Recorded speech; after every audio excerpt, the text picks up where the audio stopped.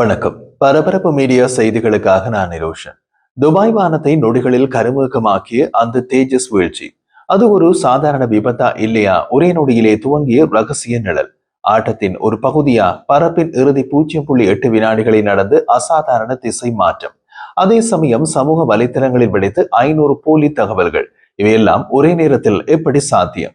ஒரு உளவுத்துறை கோப்பு எங்களிடம் உள்ளது. தேஜஸ் வீழ்ச்சிக்கு பின் நடந்த மின்காந்த சந்தேகம், டிஜிட்டல் தாக்குதல் முறை, சீனா பாகிஸ்தான் நெட்வொர்க்கின் திடீர் செயல்பாடு, இவை அனைத்தும் இந்த கதைக்கு புதிய திருப்பம்.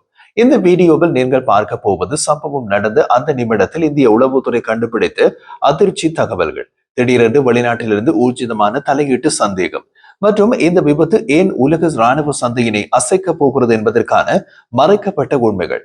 இது ஒரு விபத்து விளக்கம் அல்ல, இது ஒரு உளவுத்துறை கோப்பு திறக்கப்படும் நொடிகள். அதை இந்த காணொலியில் பார்க்கலாம். அதை பார்ப்பதற்கு முன் எங்கள் சேனலை சப்ஸ்கிரைப் செய்து பெல் பட்டனையும் அழுத்தினால் நாம் தினமும் பதிவேற்றம் செய்யும் காணொலிகளை நீங்கள் தவறவிட மாட்டீர்கள்.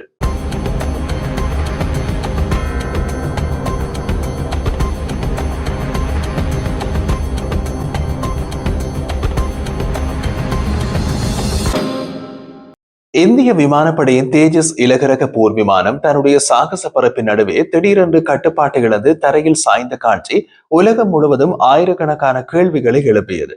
இந்தியாவின் பாதுகாப்பு துறையில் ஒரு தசாப்த காலமாக எதிரிகளின் தாக்குதல் முறைகளை கண்காணித்து வரும் உளவுத்துறை அதிகாரிகள் அந்த வீழ்ச்சியின் நொடிகளை உற்று பார்த்தார்கள். சாதாரண ஒரு விபத்து நடக்கும் புகை, தணல் துண்டுகள் போன்றவற்றின் மாறுபட்ட வடிவங்கள், திடீர் திசை மாற்றங்கள், தரையிலான தாக்கத்தின் கோணம், இவை அனைத்தும் இந்திய உளவுத்துறையால் பதிவு செய்யப்பட்டன.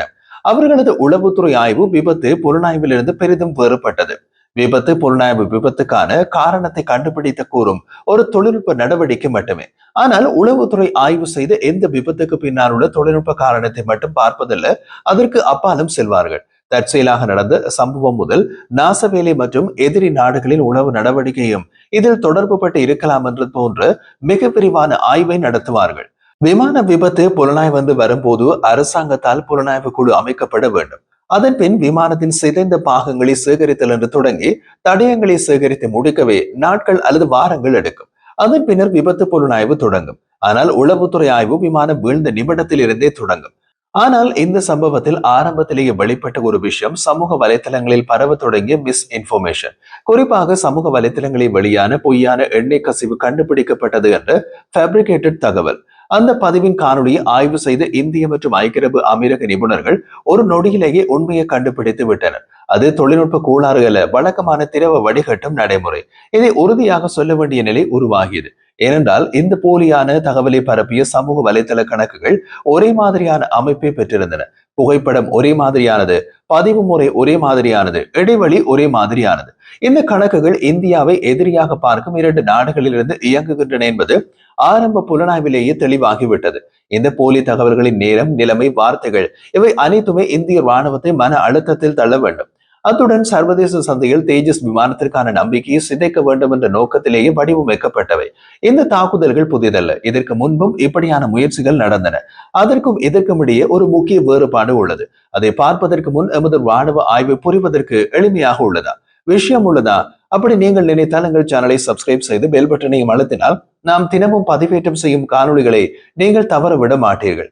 இந்திய ராணுவ தயாரிப்புகள் உலக சந்தையில் நுழைய தொடங்கிய காலத்திலிருந்தே சில நாடுகளில் இருக்கும் அரசால் ஆதரிக்கப்பட்ட உளவு அமைப்புகள் இந்திய தொழில்நுட்பத்தை நம்பகமற்றது என்று காட்ட முயற்சி செய்து வருகின்றன. ஆனால் இந்த முறை தாக்குதல் மிக திட்டமிட்டதாக இருந்தது. அத்துடன் பரந்த அளவிலும் இருந்தது. அது எண்ணெய் கசிவுடன் நின்றுவிடவில்லை. தேஜஸ் விமானத்தின் நம்பகத்தன்மை, இந்திய விமானங்களின் பயிற்சி, விமானத்தின் தொழில்நுட்பம், விமானத்தின் குறிப்பிட்ட சில பாகங்களின் வடிவமைப்பு, விமான பராமரிப்பு என்று தொடங்கி இந்திய விமானப்படை IAF மற்றும் தேஜஸ் விமான தயாரிப்பு நிறுவனம் HAL இடையே ஏற்பட்ட மோதல் என்று பரந்த அளவிலே போலி கதைகள் பரப்பப்பட்டன. இப்போதும் புதிதாக பரப்பப்படுகின்றன. இந்திய விமானப்படைக்குள் ஏற்பட்ட உள்வீட்டு மோதல் காரணமாக விமானம் வீழ்ந்தது என்று கூட ஒரு போலி கதை சுற்றி வந்தது. இந்திய விமானப்படை விமானிகளின் திறமையின்மை என்ற பொய்க்கதைக்கு பதிலடி கொடுக்கும் விதமாக ஏர் ஷோவில் விமானத்தின் காக்பிட்டில் என்ன நடக்கும் என்பது தொடர்பான காணொலி ஒன்றை இன்று பரபரப்பு மீடியாவின் இந்திய ராணுவ விஷயங்கள் பற்றிய யூடியூப் சேனல் நமது மீடியாவில் வெளியிட்டிருந்தோம். அவை அவசியம் பார்க்க வேண்டிய காணொலி அது. பரபரப்பு மீடியா விமானத்துறையுடன் தொடர்புபட்ட மீடியா என்பதால் அந்த காணொலியில் தெளிவான விளக்கங்களை கொடுத்துள்ளோம். தேஜஸ் விமான விபத்து பற்றி சீனா மற்றும் பாகிஸ்தான் பொய் பிரச்சாரத்தை உடைக்கும் விதத்தில் ஒரு விமானியின் கோணத்தில் இருந்து அந்த காணொளி தயாரிக்கப்பட்டது. அதை நீங்கள் பார்க்க விரும்பினால் அதற்கான இணைப்பு இந்த காணொலியின் பின்னூட்டமிடும் பகுதியில், அதாவது கமெண்ட் பாக்ஸில் போடும் பகுதியில் முதலாவது கமெண்டாக உள்ளது. இந்தியாவில் இந்திய பாதுகாப்பு படைகளின் மிஸ் இன்ஃபர்மேஷன் கண்காணிப்பு பிரிவு என்று ஒன்று உள்ளது. அந்த பிரிவு கடந்த 3 ஆண்டுகளாக ஒரு குறிப்பிட்ட நெட்வொர்க்கை கண்காணித்து வருகின்றது. இந்த நெட்வொர்க்கின் செயற்பாடுகள் முக்கியமாக 2 நாடுகளின் ஒருங்கிணைந்த செயற்பாடுகளாக கருதப்படுகின்றன. பாகிஸ்தானின் சில இயக்கங்கள் சீனாவின் டிஜிட்டல் தாக்குதல்தாரர்கள் மற்றும் அவர்களுடன் பணிபுரியும் சில தனிப்பட்ட நெட்வொர்க்குகள் தொடர்ந்து இந்திய பாதுகாப்பு படைகளை பற்றிய ஃபேப்ரிகேட்டட் தகவல்களை பரப்பி வருகின்றன. இந்த முறை தேஜஸ் விபத்து நடந்து அரை மணி நேரத்திலேயே 500க்கும் மேற்பட்ட போலி பதிவுகள் வெளியானது. அதன் ஹேஷ்டேக்களில் ஒன்றில் சீன பாகிஸ்தான் கூட்டு பாதுகாப்பு ஆராய்ச்சி என்ற வரிகள் பயன்படுத்தப்பட்டிருந்தது. இது ஒரு விபத்து மட்டுமல்ல, அவர்களது ராஜதந்திர நிழல்களில் உருவாகும் ஒரு நெறிப்படுத்தப்பட்ட அதிருப்தி. சர்வதேச ராணுவ சந்தையில் இந்தியாவின் நிலை உயர்ந்து கொண்டிருப்பதை கண்டு அந்த 2 நாடுகளும் தொடர்ந்து முயற்சி செய்து வரும் ஒன்று. இந்தியாவின் ஏற்றுமதி நம்பிக்கையை பாதிப்பது. தேஜஸ் ஏன் இலக்கு வைக்கப்படுகின்றது? இந்தியாவின் பாதுகாப்புத்துறை தன்னிறைவு கனவின் முதன்மை சின்னமாக நிற்கும் விமானம் தேஜஸ் சொந்த பாவனைக்கான தயாரிப்பையும் கடந்து வெளிநாட்டு ஏற்றுமதி முயற்சிகளிலும் இறங்கியுள்ளது. சீனா மற்றும் பாகிஸ்தான் தமது சொந்த விமானங்களின் ஏற்றுமதியை அதிகரிக்க முயல்கின்றன. அதற்கு குறுக்கே தேஜஸ் உள்ளது. ஆனால் சர்வதேச சந்தைக்கு இந்த விமானம் மேலும் முக்கியமானது. காரணம், சிறிய மற்றும் நடுத்தர அளவிலான பல நாடுகள் தங்கள் விமானப்படையை மேம்படுத்த விரும்புகின்றன. அவர்கள் விரும்பும் விஷயம் மலிவு, மேம்பட்ட ஆயுத அமைப்பு, பல பணிகளில் பயன்படுத்தக்கூடியது. இதற்கு பொருத்தமான விமான ரகம் உலகத்தில் மிக குறைவு. அதாவது தேஜஸ் ஒரு விமானம் மட்டுமல்ல, சர்வதேச ராணுவ சந்தையில் இந்தியாவின் அடையாளம். அதனால் தான் இது தாக்குதலுக்கு இலக்காகின்றது. விபத்திற்கு பின் இந்திய விமானப்படையின் 2 முக்கிய கேள்விகள் எழுந்தன. இது தொழில்நுட்ப கோளாறா, மனித தவறா அல்லது வெளிநாட்டு தலையீடா? ஏனென்றால் பறப்பின் இறுதி வினாடிகளில் விமானத்தின் நடத்தை சற்று மாறுபட்டது. அந்த மாறுபட்ட திசை மாற்றம் ஒரு விமான கட்டுப்பாடு உள்ளீடு, அதாவது பிளைட் கண்ட்ரோல் இன்புட் காரணமா, அல்லது பைலட் பதில் தாமதம், அதாவது பைலட் ரெஸ்பான்ஸ் டிலே காரணமா, அல்லது வெளியே இருந்து உருவாக்கப்பட்ட ஏதோ ஒரு மின்காந்த குறுக்கீடு, அதாவது எலக்ட்ரோ மேக்னெட்டிக் இன்டர்ஃபரன்ஸ் காரணமா என்ற சந்தேகம் ஏற்பட்டிருந்தது. இந்திய விமானப்படைக்கும் சொந்தமாக ஒரு உளவுத்துறை உள்ளது. அவர்களும் இந்த விஷயத்தில் கவனம் செலுத்துகின்றார்கள். தேஜஸ் விமானம் வீழ்ந்த நொடியில் உலகம் முழுவதும் பல கேள்விகளை எழுப்பினாலும் இந்திய ராணுவத்தின் உளவுத்துறை பிரிவுகள் அதை பார்க்கும் கோணம் வெகுவாக மாறுபட்டது. அவர்களுக்கு சாதாரண விபத்து என்று தோன்றவில்லை. ஏனென்றால் வெளிநாடுகளில் நடைபெறும் இந்த ராணுவ நிகழ்ச்சியிலும் இந்திய விமானங்கள் மீது குறிப்பிட்ட சில நெட்வொர்க்குகள் முன்கூடிய கண் வைத்திருக்கும் என்பது உண்மை. கடந்த சில ஆண்டுகளாகவே அது வெளிப்பட தொடங்கியுள்ளது.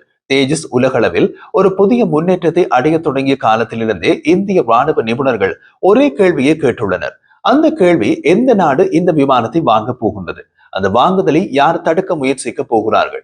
இந்த விமான விற்பனை பற்றிய சந்தை போட்டி மட்டுமல்ல, இதில் ராஜதந்திரம், ராணுவ ஒத்துழைப்பு, தொழில்நுட்ப ஆதிக்கம், பாதுகாப்பு சமநிலை என்று பல அடுக்குகள் உள்ளன. தேஜஸ் பாதுகாப்பு வரலாற்றை ஏன் உலகம் கவனமாக பார்க்கின்றது?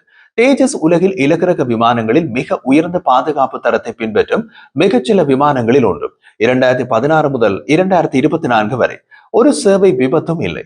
10,000+ பறத்தல் மணி நேரங்கள், பல நாடுகளில் பல்வேறு காலநிலைகளில் சோதனைகள், கடல் பகுதியிலிருந்து உயரமான மலைப்பகுதி வரை பரப்பு திறன், 12 வகை ஆயுத ஒருங்கிணைப்புகள்.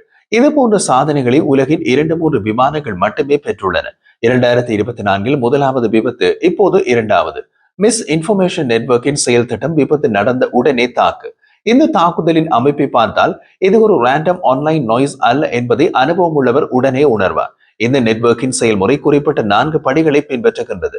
முதலாவது, நொடிகளின் போலி பதிவுகளின் வெளியீடு. சம்பவம் நடந்த 15 நிமிடங்களுக்குள் 500க்கும் மேற்பட்ட போலி பதிவுகள் வந்துள்ளன. இந்த போலி தகவல்கள் டெம்ப்ளேட் ஃபார்மட் இருந்தது, அதாவது முன்கூட்டியே தயார் செய்யப்பட்ட பதிவுகள். இரண்டாவது, உண்மையான காணொளியை மாற்றி பரப்புதல். தேஜஸ் பறப்பதற்கு முன்பு எண்ணெய் கசிவு என்று கூறிய காணொளியை பார்ப்பதற்கு உண்மையாக தோன்றும் விதத்தில் எடிட் செய்யப்பட்டது. ஆனால் IAF மற்றும் ஐக்கிய அரபு அமீரக நிபுணர்கள் அதை பார்க்கும் போதே உண்மையை கண்டுபிடித்தனர். அது ஒரு ரூட்டிங் வெண்டிங் செயல்முறை. மூன்றாவது, இந்திய விமானப்படை விமானிகள் மீது குற்றச்சாட்டு.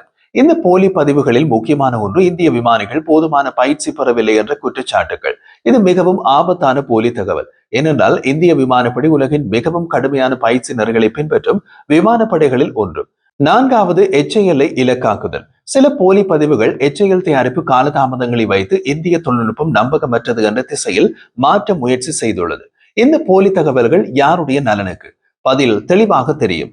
இந்தியாவின் விமான ஏற்றுமதி வளர்ச்சி சில நாடுகளின் சந்தையை நேரடியாக பாதிக்கின்றது. அவர்களுடைய நலனுக்கு. அவர்கள் யார் என்பதும் சுலபமாக தெரியும்.